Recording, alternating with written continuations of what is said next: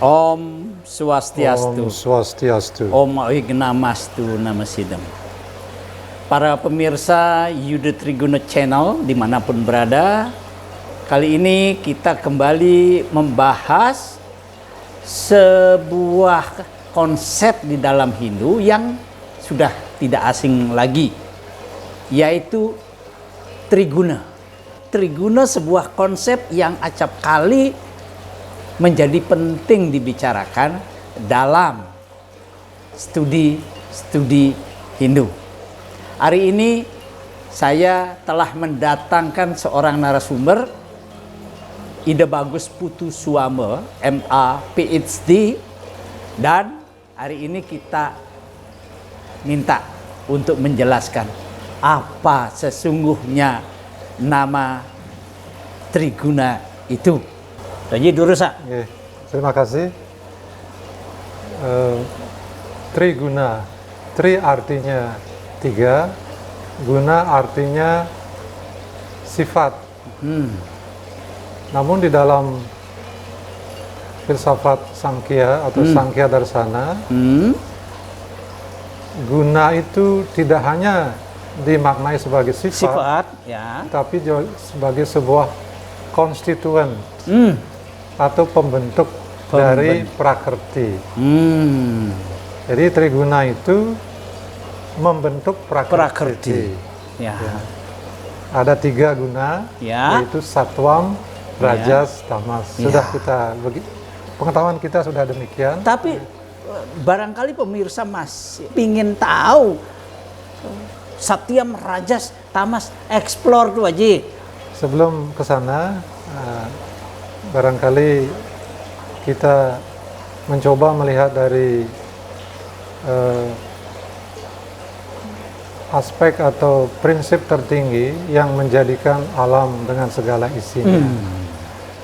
Nah, di sini menyangkut teori sebab akibat atau causation theory, bahwa ada sebab, ada akibat. Jika dunia ini dipandang sebagai sebuah akibat dari suatu sebab, maka pastilah ada penyebabnya. Nah, menurut Sankhya Darsana, ada disebut dengan penyebab material atau dalam bahasa Inggris, material cause, adalah prakrti. Nah, prakrtilah sebagai penyebab. Penyebab materi. Ya. Nah, penyebab materi ini itu menurut teks-teks Sankhya seperti Sankhya Karika dan sebagainya, Sankhya Sutra dan seterusnya, itu terbentuk oleh Triguna. Terbentuk oleh Triguna, mulai dari yang paling halus sampai dengan tattwa-tattwa yang kasar, yang stula seperti pertiwi. Jadi sejak awal dunia dengan segala isinya termasuk manusia, binatang, tumbuh-tumbuhan itu dibentuk oleh prakrti. Tetapi prakrti sendiri tidak bisa berbuat apa-apa, harus ada suatu yang berkesadaran. Prinsip yang berkesadaran itu adalah purusa. Dalam Sankhya disebut purusa, dalam Siwa Tattwa yang kita warisi di Indonesia ini disebut dengan Siwa Tattwa. Siwa Tattwa. Sementara prakrti itu disebut dengan Maya Tattwa. Ketika purusa dan prakrti bertemu untuk suatu tujuan tertentu, yaitu terciptanya alam semesta ini, maka komposisi Triguna itu mulai berubah. Yang mulai melakukan inisiasi atau inisiatif untuk berubah itu adalah Rajas. Sehingga komposisi daripada yang stabil tadi, yang tenang, yang stabil tadi itu mulai berubah, bergejolak. Dari swarupa, dari yang stabil, dari yang swarupa parinama itu menjadi wirupa parinama, menjadi heterogen. Terjadilah tattwa-tattwa yang muncul dari tattwa-tattwa yang lebih halus ke tattwa-tattwa yang lebih kasar sampai menjadi dunia dengan segala isinya. Ini teori penciptaan dari Sankhya Darsana yang juga sangat berpengaruh dalam Siwa Tattwa yang ada di Indonesia. Jadi Triguna itu merupakan pembentuk tidak hanya sifat. Ya. Kenapa? Karena sifat-sifat triguna itu seperti satwam adalah bersifat arif bijaksana, bersifat ringan, bersikap tenang dan sebagainya. Kemudian rajas bersifat energik, bersifat gerak, bersifat inisiatif, penuh dengan pikiran-pikiran inovatif, kreatif dan seterusnya. Dan kemudian tamas itu bersifat diam, inersia, bersifat malas, berat dan seterusnya. Itu tidak akan bisa berbuat atau melakukan fungsinya tanpa ada suatu substratum, maaf bahasa Inggris, substratum. Superstruktur. Substratum itu adalah benda atau material yang di-qualify, katakanlah begitu, oleh kata sifat itu, yaitu triguna. Jadi triguna bisa sifat, triguna juga berarti benda, material pembentuk daripada prakrti. Dari sini lalu muncullah tatwa-tatwa, mulai dari yang paling halus yaitu cita, cita, kemudian di bawahnya ada budi, di bawahnya ada ahamkara, terus ke bawah sampai dengan konkret. Semakin konkret. Panca Mahabhuta, konkret lagi adalah pertiwi. Jadi dari atas sampai ke bawah itu dibentuk oleh prakrti, di mana prakrti itu dibentuk oleh triguna dari yang halus sampai yang kasar. Nah, di dalam cita, kemudian dia dalam budi, di budi, kemudian di ahangkara. Di ahangkara ini sekarang sudah lebih kasar, lebih stula itu. Nah, yang satwam itu menjadi vaikarta, yang rajas itu menjadi taijasa, dan yang tamas menjadi butadi. Nah, butadi ini terus menjadi panca tanmatra, kemudian panca mahabhuta. Sementara vaikarta menjadi panca budi indriya, yang kemudian yang taijasa itu menjadi panca karmendriya. Begitu secara singkat evolusi tatwa dari yang paling halus cita sampai panca mahabhuta. Nah, yang kita fokus sekarang kita bicarakan adalah triguna. Nah, itu filsafat, bagian filsafat Hindu yang dirujuk tadi Samkhya. Tetapi fokus kita bukan di sana. Bagi para pemirsa yang ingin mendalami Samkhya, silakan. Tetapi triguna, 3 sikap, yaitu satwam, rajas, dan tamas. Wajib bisa enggak dieksplor lebih penting dari prinsip-prinsip satwam? Ya, dalam diri setiap manusia itu biologik, itu pasti ada. Karena semuanya itu, ketiganya itu, mereka itu berbeda-beda, karakter sifatnya, tetapi saling memerlukan. Saya berikan contoh dalam diri saya misalnya. Ketika saya capek bekerja seharian, saya ingin istirahat, rest. Rest itu bisa duduk seperti ini, bisa tidur dan sebagainya. Itu tamas. Tamas. Malas. Jadi setiap orang ingin kadang-kadang rileks, tidak ingin bergerak, tidak ingin malas-malasan lah ingin gitu. Tidur, nah, itu tamas. Tetapi kalau diberikan tamas saja, tidur saja seharian, seminggu tidak bisa. Jadi di sana ada satwam yang berpikir, oh ini tidak sehat, saya tidur seharian, saya punya suatu gagasan, saya harus menjadi orang produktif, cita-cita. Nah, ini dijabarkan dalam bentuk gerak oleh rajas itu. Saya bangun, saya mandi, saya sembahyang, saya keluar ambil motor atau mobil, saya bertemu dengan teman, saya melakukan ini, tukar pikiran, pikiran. Jadi itu semua kita perlukan. Tetapi ini di dalam naskah-naskah sudah juga diberikan suatu warning bahwa diusahakan itu satwam yang mengendalikan. Semua boleh bergerak, tapi rajas boleh bergerak, tamas boleh bergerak, tapi dalam kendali satwam. Sekarang ada persoalan karena pikiran atau manas itu sudah terikat oleh triguna yang sudah lebih kasar lagi. Maka pikiran ini sebagai cognition dalam bahasa Inggris, sebagai alat berpikir, ya, di mana pikiran-pikiran dialektik ada di sana, maka pikiran itu menenangkan pikirannya, di mana dia sendiri juga terdiri atas 3 itu. Di sana sulitnya. Iya. Sehingga di sana pikiran sebagai alat berpikir, sebagai indera, pikiran juga sebagai yang punya pengendali, sifat, pengendali semuanya itu. Nah, disinilah sulitnya. Maka dari itu disarankan agar jangan sampai di sana harus naik ke budi lagi, gitu. Ke budi lagi. Jadi lebih halus lagi. Lebih halus lagi, sehingga pikiran-pikiran yang budi yang satwam ini bisa mengendalikan kita. Iya. Nah, sekarang karakter seseorang, dominannya apa? Ada anak-anak, ada orang yang malas, overweight, kemudian suka makan, tidur, tidak memikirkan apa-apa, itu tamas. Dominan. Ya. Kemudian ada yang tubuhnya tidak begitu gemuk, suka belajar, kata-katanya lembut, penuh dengan pencerahan. Satwam dia. Tapi tidak bisa lepas dari triguna itu. Iya. Nah, sekarang ketika kita sudah tahu kondisi kita seperti itu, alam semesta kita juga seperti itu, kita bisa membawa diri sekarang. Kalau saya terus tidur, terus tidur, ini tidak bagus. Jadi satwa akan mengendalikan. Seperti itu. Nah, ini pentingnya kita memahami, mengetahui satwam, rajas, tamas yang disebut dengan triguna. Dan ini sudah masuk ke dalam tataran tattva, dalam sesana, dalam upacara juga. Mungkin itu yang akan kita bicarakan, bagaimana konsep triguna itu dalam implementasinya, dalam upacara yang kita laksanakan di Bali. Saya masih terbatas, tetapi saya mencoba.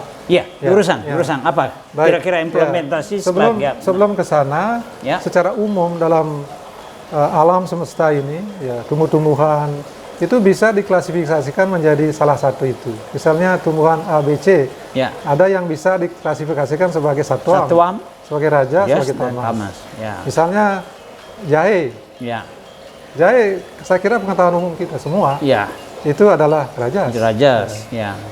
Tapi kalau bawang misalnya, itu tamas. Tapi yang lain seperti cabai itu rajas. Mungkin yang lain seperti biji-bijian beras, kacang-kacangan itu satwam gitu. Bisa. Kemudian binatang, satwa. Juga seperti itu. Misalnya ada ayam. Ada ayam, kemudian ada harimau, singa itu rajas. Kambing. Kemudian ada misalnya bebek, angsa. Mereka masuk ke satwam. Kemudian ada babi misalnya, mungkin kerbau juga, maaf ya, mungkin saya kurang pasti. Babi ya pasti itu tamas, seperti itu. Dan ini semua itu terpakai dalam upacara, dalam struktur. Baik satwam,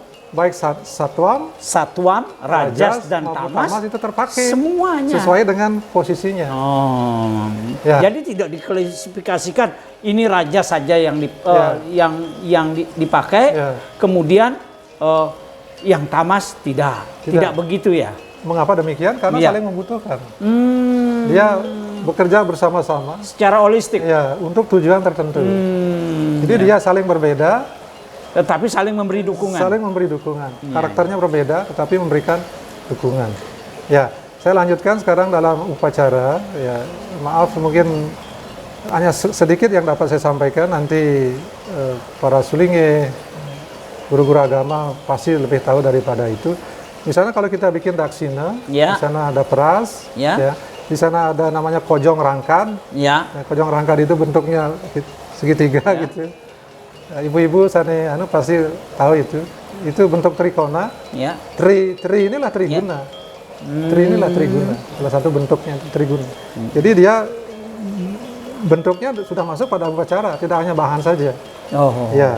Kemudian kalau ada upacara perkawinan, ada acara yang sarana yang belah nyuh kelapa jadi 3 itu, ada benang ridatunya, itu juga bentuk daripada Triguna. Dan sebagian pasti banyak ada, Ya, maaf saya ya, tidak ya. begitu paham. Ya. Jadi filsafat Sankhya itu tidak hanya dalam tataran filsafat pemikiran, tapi juga Tetapi sudah menginspirasi banyak kegiatan, Ya. aktivitas ritual. ya masuk ke dalam ritual-ritual.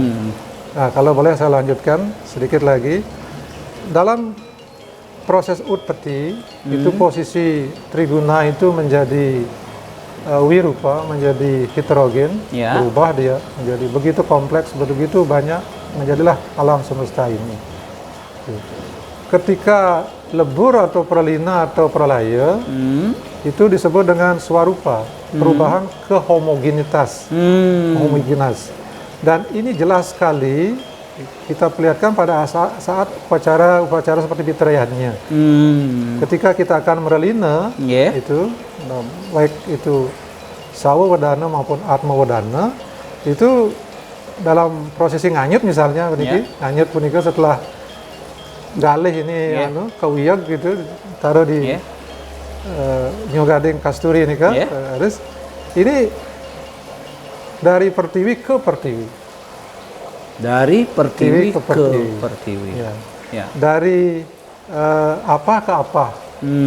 Jadi diharapkan dari pertiwi, badan kita terbentuk dari panca mahabhuta, salah satu pertiwi. Segala yang padat di sini adalah pertiwi. Ya. Segala yang liquid, cair di sini adalah apa, dan seterusnya. Segala ada yang lubang di sini adalah akasa. Itu sekarang dianyut melalui prosesinya. Ya. Itu diharapkan dari pertiwi ke pertiwi. pertiwi, Jadi dari apa bergabung ke lagi apa, kepada Asalnya. prakrti yang universal itu. Dari pertiwi ke pertiwi, dari apa ke apa, dan seterusnya. Ya. Mungkin penjelasannya bisa tidak langsung seperti itu, tapi dari Panca Mahabhuta ke Panca Tanmatra dulu. Ya. Misalnya pertiwi ke ganda dulu, Ya. ke ganda dulu. Seperti itu. Jadi dari Panca Mahabhuta ke Panca Tanmatra dulu. Ya. Ya, baru kepada pada prakrti itu. Ya. Jadi perubahannya itu ke homogen. Kalau penciptaan itu dari kepada heterogen. Mungkin dalam Homogen teori, ke heterogen. ya, mungkin dalam kasus pembuahan janin itu mungkin bisa dijelaskan bagaimana dua sel telur itu bisa berubah menjadi berbagai bentuk organ dalam tubuh kita. Dari hanya setitik sel seperti itu bisa berubah menjadi berbagai bentuk dalam tubuh kita. Itu heterogen. Nah, ketika pralina homogen dia. Nah, dan di sana Triguna itu ada, baik dia halus maupun kasar, baik di dalam pertiwi dan seterusnya, itu ada Triguna. Itu yang perlu kita ketahui, bahwa Sankhya, kalau di Hindia, Sankhya itu sebagai filsafat saja, sebagai paham filsafat, tetapi dalam konteks Bali, Indonesia, tidak hanya sebagai tattwa, tetapi juga sudah masuk kepada upacara dan susila. Dan susila, ya. Dan terpakai sampai sekarang. Iya. Baik, para pemirsa, ini tematik berat, memang. Bagi saudara yang memiliki basic membaca dan suka membaca filsafat, Samkhya atau Aji Sankhya di Bali, populer, karya Ida Ketut Jelantik, maka sesungguhnya apa yang dijelaskan oleh narasumber itu dengan mudah bisa ditangkap. Beliau ingin mengatakan bahwa apa yang terjadi di Indonesia, khususnya di Bali, itu semua diinspirasi oleh Samkhya, yang dalam konteks ini Triguna. Semua upacara, semua susila itu juga bersumber dan terinspirasi dari Triguna. Karena itu Satwam, Rajas dan Tamas itu tidak bisa dipisahkan. Karena dia sekalipun berbeda, dia harus saling memberi dukungan. Bahwa refresh, relax itu boleh karena tubuh membutuhkannya. Tetapi kalau tidur berhari-hari tanpa memikirkan pekerjaan, bahwa kita punya tanggung jawab terhadap keluarga, tentu tidak baik. Dan semua itu diingatkan oleh Satyam. Satwam. Ya. Saya kira itu pemirsa. Tematik yang cukup berat ini mudah-mudahan berangsur-angsur mampu menuntun kita semua untuk memahami filsafat di balik semua laku ritual, semua laku susila yang kita lakukan sehari-hari. Sukses semua. Terima kasih. Om Santi, Om Santi, Santi, Om.